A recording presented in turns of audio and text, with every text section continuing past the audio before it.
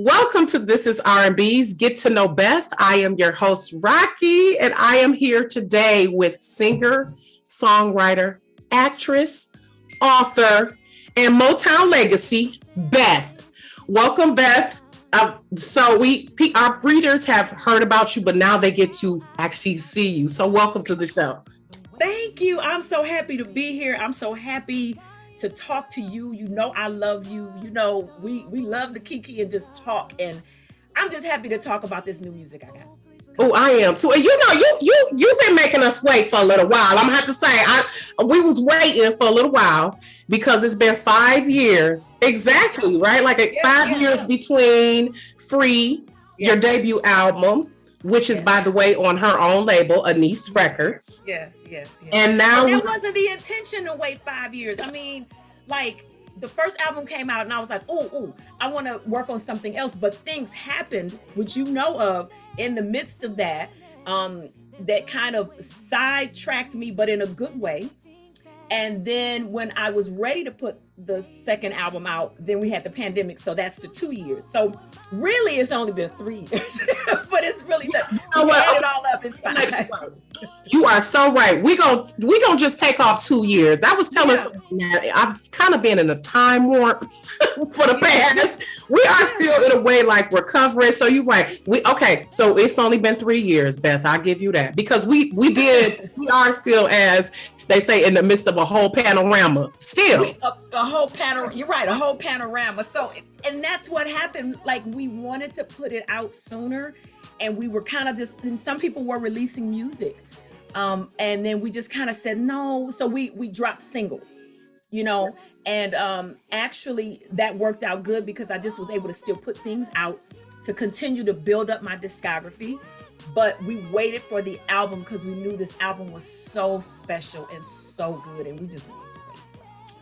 Yes, you did. And by the way, the album is Get to Know Beth, and we definitely getting to know her. It'll be out September 30th. And I do love the singles the little teasers you gave us. Got Next with Swifty McVeigh of D12 fame, by the way, y'all. And y'all, drum roll, she had the Q Parker from 112, y'all. Yes, the one and only 112 90s R&B. Shout out to Diddy and Notorious B.I.G. You had what was the single with Q Parker? The Love is in the Building. Love is in the Building. My album has a really strong 90s feel to it. And so he just fits right in. And 90s music is the music that I listen to. That's the music that I was influenced by when I was trying to develop my sound and figure out what I wanted to do. I was listening to Escape and 112 and Faith Evans and Mary J and all of that stuff. So it just feels natural. It just made sense for me to be able to connect with another R&B artist of that time. And that music is still so relevant, though. That's the crazy part. You can put anything on from the 90s and it makes sense. And I wanted my album to be able to fit right into current music of today. But it also had the feel of what we wanted to capture, which would be a modern day 90s feel. Yes, it does, definitely. And I love the evolution because it actually gives me that grown, and that's what 90s R&B is, that grown folks, sexy, a little bit of gritty, but definitely smoothed out. Because, they're just dulcet. Your vocals are just melodic.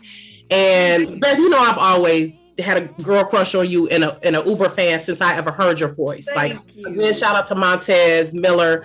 I much stalked her and was like, okay, I need to be in touch with her. And so our audience, our readers, This is R&B. That's when we were first introduced to you when you when the album Free came out. So let's talk about that evolution though. Okay. Because I know the pandemic had to have, we gonna just, it's really technically 3 years, but talk about the evolution from Free to Get to Know Beth. Yeah. So, and we keep talking about 3 years and 5 years. So if you look at the actual time span, it's been 5 years, but the record was ready 2 years ago. Okay. And I'm sorry, it's Get to Know Me. Actually, the official name of the album is Get to Know Me. Yeah. You know, the evolution of me and my music, I think when I first put the first album out, which you are very familiar with, I love that album to that day, to this day. I didn't know what I was doing, Rocky. I just wanted to put an album out, and I wanted to birth something, to release music, and I felt like I had all of this energy and music and talent and stuff pent up inside. You know, I had been doing background for many, many years, and I had been told many times, like, you need to be a lead singer. And I was like, no, I don't want to do all that because that's too much. That's too much. And you need to be lead singer. I'm like, no, that's too much. And then it just kind of evolved. And I said, you know what, let me be obedient. Let me see what happens if I just move. If I just move forward and see what happens. And it just eventually began to evolve. So I'll never forget, because I've been singing background with Kim. Actually, next month, it'll be 10 years. And I remember we went on the Charlie Wilson tour in 2015, and I met Cordell Walton, who is Charlie's MD. And we came back home and we started working on the Free album. I didn't know any producers in the city. I had been living here all of my life, but I didn't know anybody in Detroit to really produce that I knew that would give me the sound that I thought I wanted, or be able to bring out in me what's in me.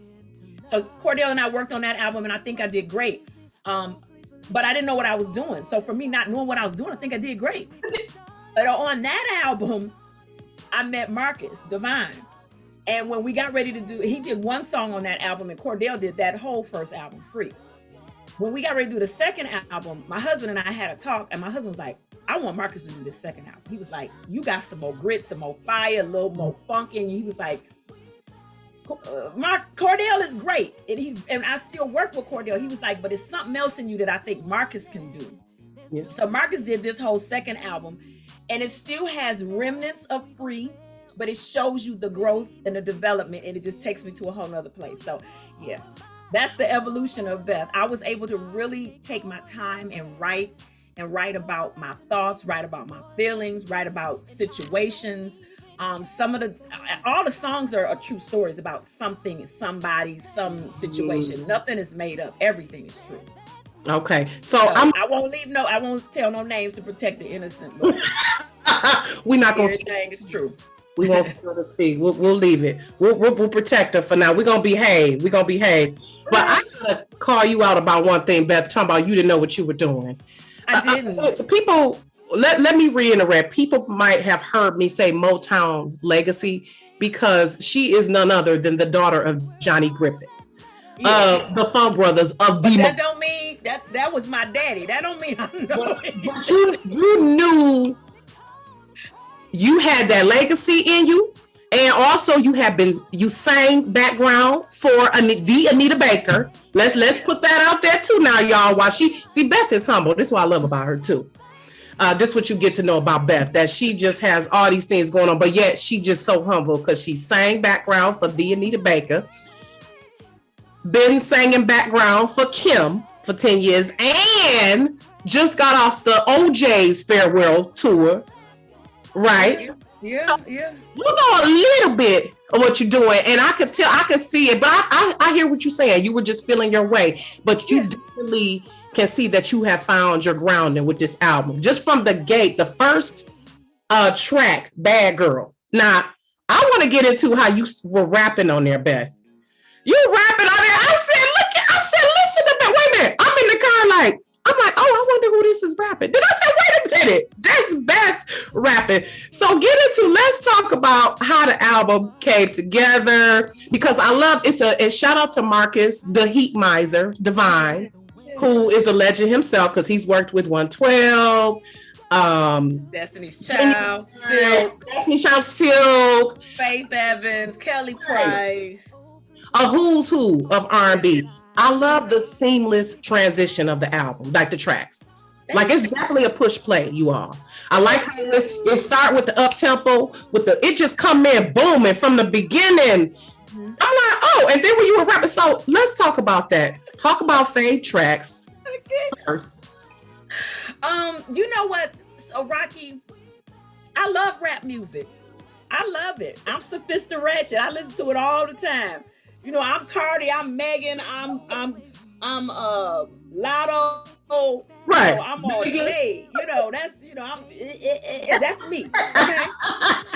People don't know that. So that's one of the things about why we titled the album Get to Know Me. And we have a track on there called Get to Know Me, because people really don't know me. They know that I do background. They know that I'm always gone. They know I'm traveling. They see me with some rasta, little glitter and all that. But they don't really know Beth and the personality of Beth. I love rap. In my mind, I'm a rapper. Okay.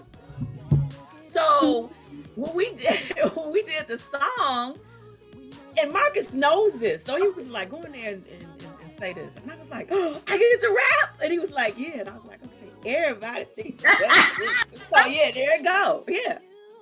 Love that. Love So that. I had a ball. That track was a lot of fun, and that was one of the first. I think one of the first songs we did. Like we have recorded songs just over time, and when we look back and looked at everything that we had, we were like, oh my goodness, we just creating. So yeah, I mean, what song do you like the most? Okay, so I don't know if I have like a one favorite. With me, I can never pick one favorite, but I do have some ones that stood out to me. Bad Girl. Okay. Call Me. Okay, yeah. Hey Baby. And of course I like Got Next too. You said, okay, one of them I didn't hear. Tell me the songs again. Bad Girl. Call Me. Ooh. Hey Baby. See, I like the ratchet ones too. The Hey Baby. Right. And of course I like Believe too, because you're giving me Whitney Houston vibes on Believe. Yeah. I mean, and those are all of the influences for me. Hey Baby is got like my Mary J feel to it, and then Call Me. Gotta pay homage to the Queen, and right. The Aretha girl. Y'all, Queen Aretha, the Queen of Soul. There's only one Queen for us. So. But Aretha Franklin, and even like with Bad Girl, that kind of gives me that Rihanna feel. And these are artists that I just, and we didn't try to make anything to sound like these artists. We just composed songs that felt good. And you can tell. And sometimes we would be like, what you want to do today? You want to do an upbeat or slow song? I don't know. I'm feeling ratchet. They play so fast, and then we just make it up.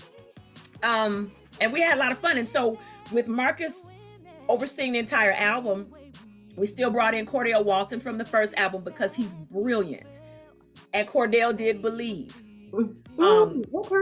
You know what I'm saying? He's got that. He's really good with the ballads, and he knows my voice for the ballads very well. So, that ain't broke. So you don't fix that one. You keep that there. We brought in Kenny Flav for my single, Let Me Be. He comes from Queen Latifah and the Flavor Unit, and shout out to them. They just got a movie on Netflix that's #1 right now. Yes. So, and Kenny has a song in that movie, and I've been knowing Kenny a long time. We've been wanting to work together for the longest, and he brought me this song, and we fell in love with it because then that's got that 80s, 90s feel to it. So we just had a ball picking the song, just singing. It was fun. I'm ready for album #3 right now. Okay. Already, because this one had already been simmering. Yeah, I'm already on to album #3. Seriously. So wait a minute. That's one. Let me ask then, do we have a bucket list collab? Do you have a bucket list collaboration? Because you collaborated with Q Parker. I would love to do something with Babyface.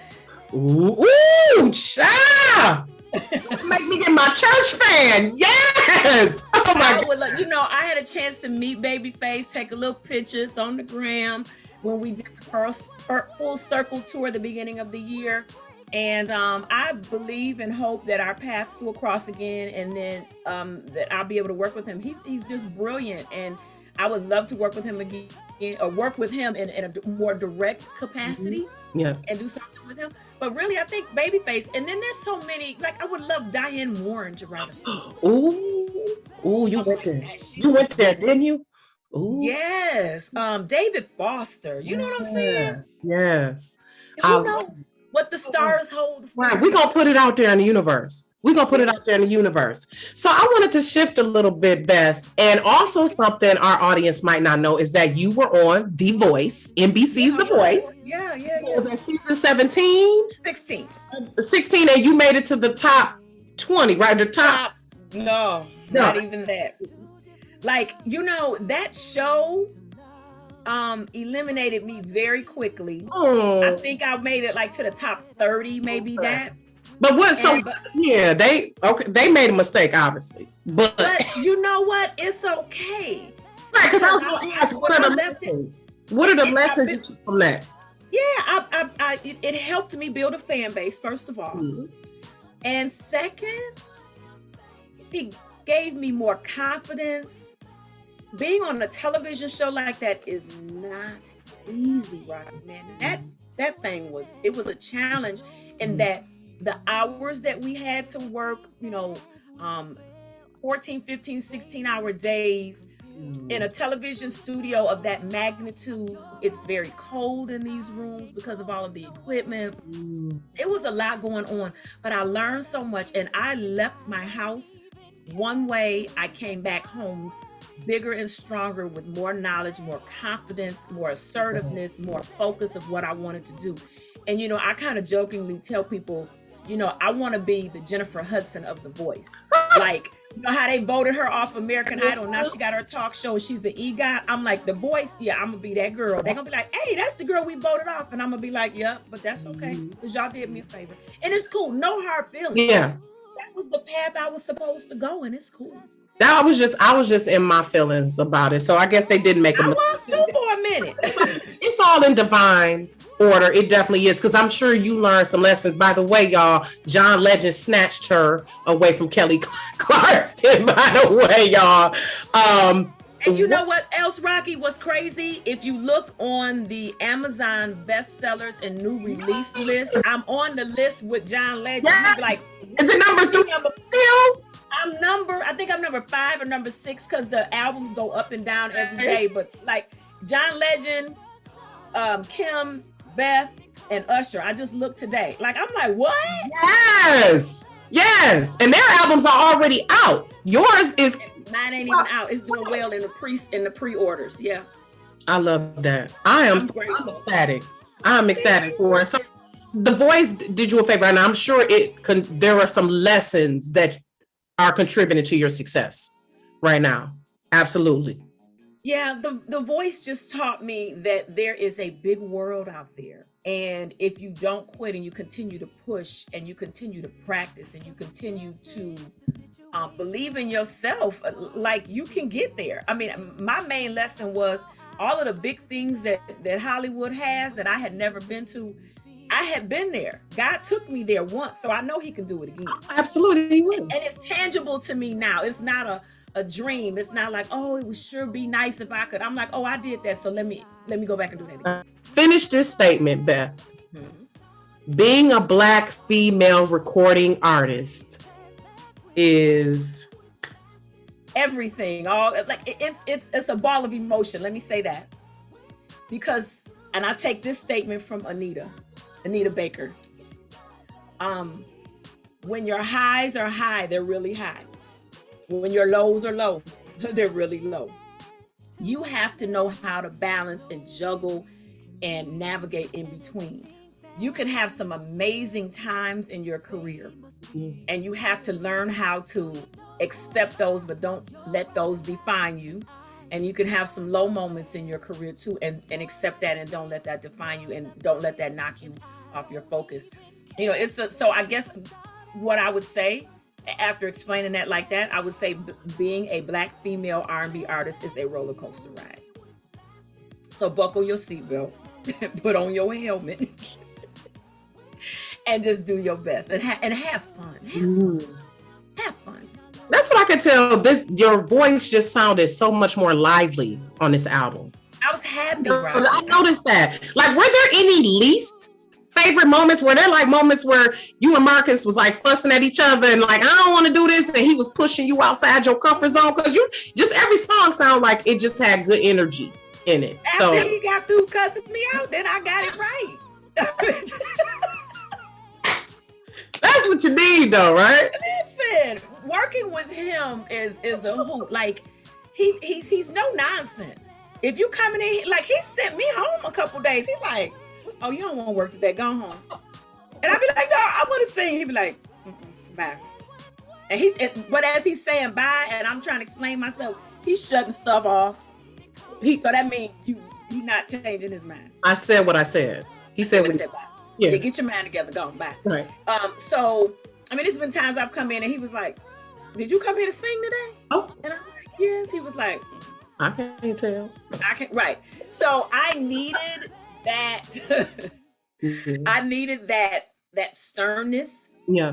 To keep me in line. So the joy that you hear in my voice is me knowing, first of all, that I had a producer that believes in me 100%. I'm saying that present tense because we're still working. He believes in me 100%, and he pushed me 100%. So I had to get past my feelings and get past why I don't like when he talking to me and all that. I had to get past all that. Why he got an attitude? All that. Yeah. Get out of here. Yep. Do your job. Get out of your feelings and get into creativity and get into your bag. Get it together. And so once we started working and got a flow, and I knew how he worked, I knew what it was. If I didn't, I walked in the door and my mind was focused when I walked in the door because I know he wasn't for my mess. Yes. And that's what you need, though. That's what you need. You need, and I see you're at your vocal coach's office, so hopefully she gives you that same energy to let you know. And that's what you need as a team. People around you, not just going to be yes men or yes women. They're going to let you know like, something's off today. And I want you to be at your best level. And the blessing for me is my vocal coach's office is right across the hall from his studio. Oh. So it's nothing for me to have a session with him and then come over and have a lesson with her or vice versa. I love it. It's amazing. Yeah. So Get to Know Me is out September 30th. Yes. Beth, what do you want people to take away from the album when they listening to it? Because I know already, I was smiling a little extra at my hubby. So what song made you smile? And I was that ooh, that ooh, and wait a minute, what's the other one here? Of course, Love Is in the Building. I mean, that's a fun song. I mean, and Q is just like one of He's so good. His voice is like butter. Oh. Come on, right? How could you not be put in the mood by that? So again, shout out to him. And just what do you want people to take away from the album, Beth? And what's up next for Beth? Is we tour? Can we see you out on tour soon? Oh, with you, with get to know, not as background. So let me tell you. So let me start with the album. So when we were working on the album, there was several conversations Marcus and I had as to what I wanted my album to feel like. Because I think that's a valid conversation that you're supposed to have with the person that you're working with directly. And I told him that I wanted my album to sound like if Aaliyah was still alive, what would she do? Ooh. And mix that with the warm sounds of Ella Mai's album. Ooh. And that was the combination that I wanted. Mm-hmm. Now, what say you? Mm-hmm. Do you get that vibe and that feel kind of, sort of? I do. That's what we get a little more grown womanish too. Well, because we're thinking of Aaliyah when she was... Right. If she was still alive, like you said. Yep, I can see that. If Aaliyah was still alive now, she would be in her 40s. Mm-hmm. So what would Aaliyah do now, taking everything that she had done and grown and matured and gotten to this point? What would Aaliyah put out? I said, what would you, because Marcus worked with Aaliyah. That's somebody else on the list that he worked with. I love it. I said, what would you produce for Aaliyah right now if she was still here? Yeah, I could definitely hear her grown woman age. Right. I could definitely, because that definitely was a part of her blueprint, being that grown woman, but also a butterfly evolving too, going through metamorphosis. So yeah, I can see that. Okay. So by this time in her life, if she was still alive, she would be, I would think, around about sounding and doing something like this. And the great part is I'm working with a producer who worked with Aaliyah. So he had one-on-one with her, so he understood that. And I just loved the warmth of Ella Mai's, Booed Up, and that album. I really like that. That's an album you push play on and you just let it play. And I like the new track now. The one with Babyface, as a matter of fact. I like that one. Yeah. Yeah, So I you- keeps on falling in love. Yeah. I like that. So the warmth of that's what I wanted to marry. And I wanted that to be the sound that I wanted, but to also keep the integrity of my first album and just show some maturity and growth for my first album. So that's what I told him I wanted, and that's what he gave me. And I'm grateful. What's next for me? We are really focusing 100% on getting this album as far as it can go, and I'm really, really, really excited about that. There's just so much to talk about that I can't even talk about. Second, there will be some performances for me, and yes, there will be touring next year. I can't specifically tell you what in what capacity, but we're working on it, because literally today, I am filming my EPK, my live. I'm doing a whole live performance. The band is next door. I can hear the band. They're rehearsing. So we're filming a whole live performance that will go out. So yeah, it's a lot. Woo! Okay. So yeah, we gotta wrap it up. But as always, Beth, I enjoy speaking with you. I'm always inspired by you. Thank you, Rocky. I just adore your artistry. I do. And anytime you are, I'm gonna just say you are this is R&B favorite already. Like seriously. So I hope everyone enjoyed getting to know Beth. Make sure y'all get the album. It's out September 30th on all streaming platforms, yes. Right? And please pre-order. Before September 30th, we want our numbers to be strong going in, out, walking in the door. We want the numbers to be strong. And they're showing up strong already. Like, I'm just amazed at the numbers that we're seeing now, the response that we're seeing now. I'm on Pandora, like stuff I just never thought, and it's just happening. I shout out to my manager, Courtney Benjamin. He is out there doing the thing. And I called him last night, literally. We talked last night and I was literally on the phone crying. I was like, Courtney, I just, like, I feel like, and this is the scenario I told him. I feel like, this little kid who knows Christmas is coming, and you told your mama what you wanted for Christmas, right? And she's like, I don't know if I'm, and so then you doing your homework, you washing the dishes, you come, this is old school. You come home, you take your school clothes off, put your play clothes on, you fold your clothes up, you do your homework, you do everything. Mama tell you take that meat out the freezer, you take the meat out the freezer, put it in the sink so it thaw, everything. So when she get home from work, everything be done. You don't want to be in trouble. You do everything you're supposed to do. Then Christmas comes and you get your gift. And you sitting there holding it and you keep looking at it because you can't believe you actually got it. Even though you did the work, you still can't believe you got it. And that's kind of like how I feel walking into this situation. It's overwhelming, but I have an amazing team and they got my back and they go hard for me. And I'm so grateful. They're everything that I prayed for. And thank you, Rocky, because you were one of the first people that even interviewed me when I first came out. Thank you. You're welcome. Oh, don't listen. It is hard for independent artists to get people, to give them a platform and to interview them. So I'm grateful and I thank you. You're welcome. Thank you for being willing and so humble, because look, God knows what he's doing when he's connected people. The universe knows who to bring together. So tell people where they can find you, Beth, on all social media. And people are getting to know me. They'll know I'm a big crybaby too. I get real sentimental. That's okay. But yeah, I'm about to tear these lashes up and everything. People can follow me. My website is bethalwayssings.com. You can also go on Instagram, which is Beth Always Sings, Twitter, Beth Always Sings, or you can go to Facebook where there's Beth and there's a little blue check on there. Yes. All right. Thank you so much, Beth. Thank you, everyone, for watching Get to Know Beth. Make sure you get the album, Get to Know Me.